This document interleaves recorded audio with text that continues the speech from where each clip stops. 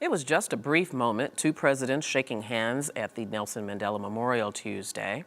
It lasted only a few seconds and would hardly be noteworthy except the men locking hands.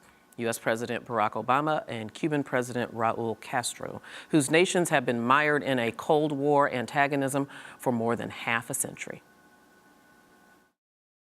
Sometimes a handshake is just a handshake, but when the leader of the free world shakes the bloody hand of a ruthless dictator like Raul Castro, it becomes a propaganda coup for the tyrant. Raul Castro uses that hand to sign the orders to repress and jail democracy advocates.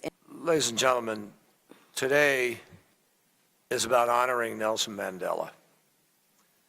And the president's at an international funeral with leaders from all over the world. He didn't choose who's there. They're there to honor Mandela. And we appreciate that people from all over the world and from all different beliefs and walks of life who appreciated Nelson Mandela and or were friends of his came to honor him. And I think, as the president said, I urge you to go read his speech, or if you didn't see it or haven't read it, because the president said in his speech today, honoring Nelson Mandela, he said, we urge leaders to honor Mandela's struggle for freedom by upholding the basic human rights of their And would you people. say Raul Castro is upholding the basic human rights? No, absolutely not. The author of The Structure of Cuban History is Louis A. Perez, Jr. He is a professor of history at the University of North Carolina, Chapel Hill, and is with us to talk about the encounter. He joins us on the phone. Dr. Perez, thank you so much for being here with us. Thank you. So the White House has says that it was just a handshake. It was not planned, that they were merely greeting one another and nothing should be read into it. But what do you make of this handshake? I don't think President Obama does very much without a little thought being put into it. Well, it's an extraordinary moment that a mere handshake almost eclipses much of what happened today in South Africa. It speaks to how deplorable relations are between the United States and Cuba. It does not appear that President Obama had any choice but to extend his hand to the extended hand of President Castro as he walked up to the podium. And I think what's happened with this experience is that as you indicated in your comments, the photograph heard around the world. What should not be the focus should not be on the photograph, which in many ways it takes a moment out of context. For the viewers should look at the video of Obama walking up the steps, shaking hands with President Castro, and then proceeding along the line of visiting dignitaries to embrace almost everyone along that line.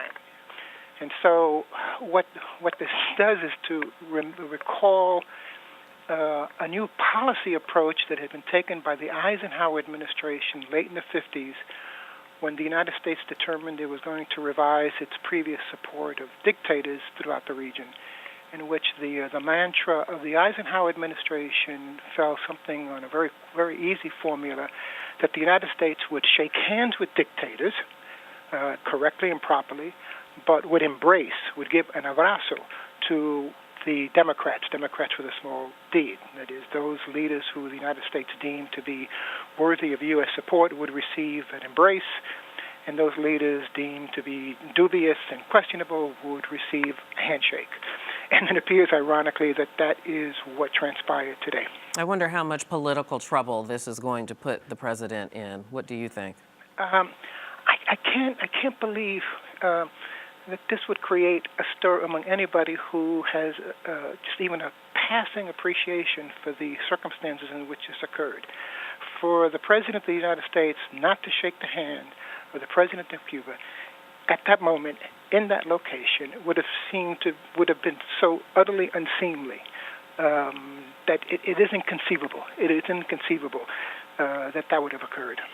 Yeah, but it seems like you could see it from both ends. It was unseemly because of the occasion, but of course his words at the podium just a few seconds later, many have interpreted to be directly targeted to Raul Castro about leaders not allowing dissent from their own citizens? Well, it's interesting. I think people should read the comments that Raul Castro made in his presentation.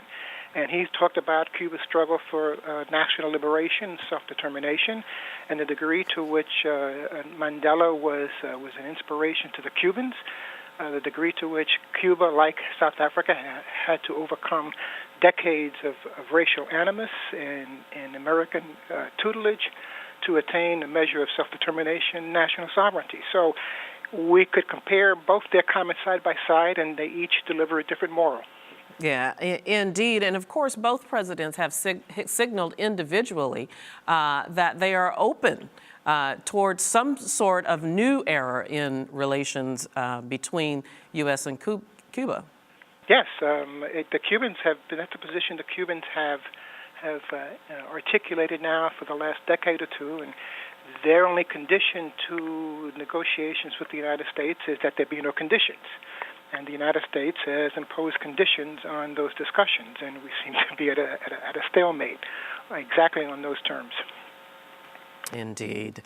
Luis Perez, thank you so much for your time and perspective. We do appreciate it, sir. All right. Thank you. Good evening.